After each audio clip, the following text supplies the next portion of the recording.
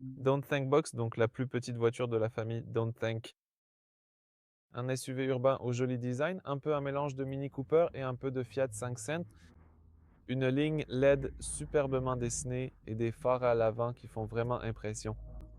Sous cet angle, cette voiture paraît nettement plus chère qu'elle ne l'est en réalité.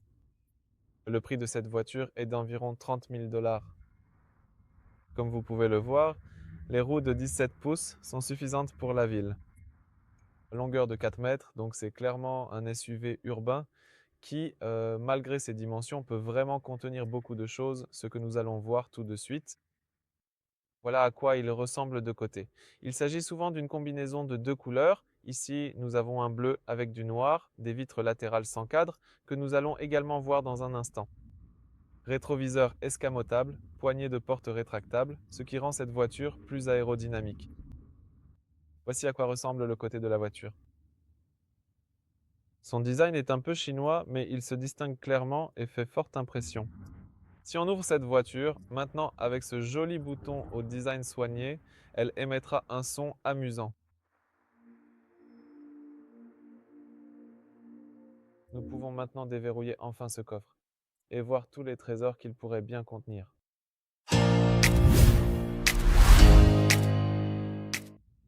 Nous ouvrons le coffre.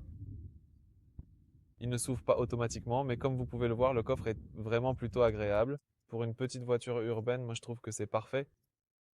On peut facilement y mettre une grande valise ou une poussette. Ce coffre s'ouvre assez haut, ce qui mérite d'être souligné. Il est vraiment pratique à utiliser.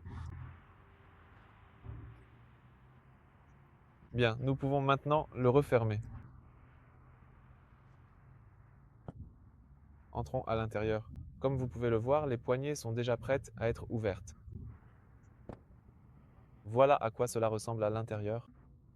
Et à l'intérieur, c'est vraiment impressionnant. Il me semble que si l'extérieur est peut-être une question de goût, à l'intérieur, cette voiture a vraiment l'air plus chère qu'elle ne l'est en réalité.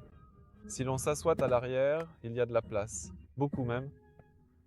Comme vous pouvez le voir ici, je m'y installe sans problème avec mes 1,83 m. J'ai beaucoup de place pour les jambes, beaucoup de place au-dessus de la tête. Les sièges en cuir, bien sûr c'est du simili-cuir, font aussi bonne impression.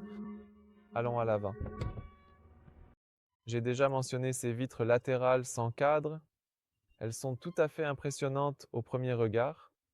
Je ne sais pas vraiment si c'est la solution la plus pratique au quotidien, mais cela reste un choix esthétique absolument remarquable et saisissant. Maintenant, terminons cette partie de la présentation et passons rapidement à autre chose. D'accord. Ici, comme vous pouvez le constater, le devant est brodé de cette manière. Voici des trucs sympas. Pour certains, ce sera magnifique, pour d'autres, peut-être pas, mais je trouve ça assez impressionnant. Nous en avons un à l'écran. Voici un chaton. Un très joli chaton que l'on peut toucher.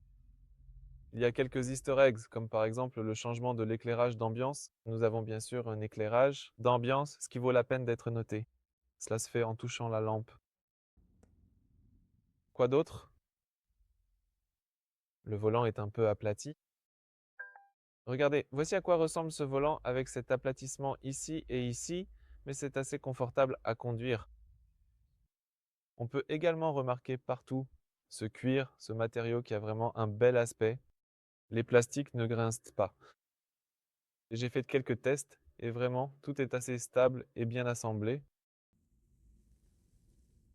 La voiture se conduit aussi très agréablement, donc si quelqu'un cherche une voiture de ce type pour la ville, ce Dongfeng est un bon choix et mérite vraiment d'être considéré. Nous avons ici un régulateur de vitesse adaptatif, ce qui est aussi une super option. Nous avons des sièges chauffants et ventilés, au moins pour le siège du conducteur. Le rétroviseur ici, comme on peut le voir, est aussi un peu sans cadre. Moi aussi j'ai cette impression, deux écrans, un écran principal de 12 pouces.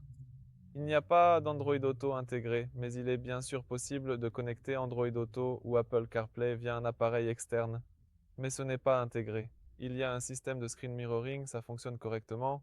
Ce n'est pas le plus pratique, mais il est là. Et ici, nous avons... Voici aussi un petit écran devant le volant.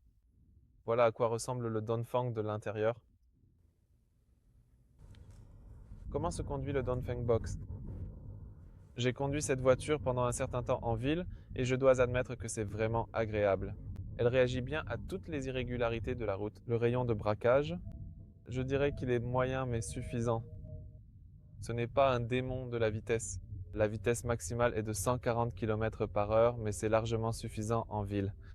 L'accélération jusqu'à 50 km/h est assez vive, 5 secondes et on atteint les 50 km/h. Pour atteindre les 100 km/h, la voiture peine un peu, mais on peut tout de même y arriver en un peu plus de 12 secondes. C'est assurément une voiture agréable. Le volant et tout le système de direction fonctionnent très bien. L'utilisation du système de navigation et de tout le multimédia est également assez intuitive ici. Cet écran sur la droite est très bien configuré et il n'y a vraiment aucun problème pour l'utiliser. Nous avons ici plusieurs modes de conduite. Il me semble qu'il y a un mode sport, un mode éco. On peut aussi choisir le niveau de récupération d'énergie. Cela peut être faible, moyen ou fort. Passons maintenant en mode sport. En mode sport, oui, la voiture est nettement plus vive et je pense même qu'elle est plus agréable à conduire. Cependant, ce confort est peut-être un peu trop confortable, donc je recommande clairement le mode sport. Et donc, si quelqu'un cherche une voiture pour la ville, une qui fera vraiment le travail, ces 300 km d'autonomie sont suffisants pour la ville, donc je pense que c'est vraiment une voiture digne d'intérêt. Je la recommande à toutes les personnes qui cherchent une solution pour se déplacer en ville.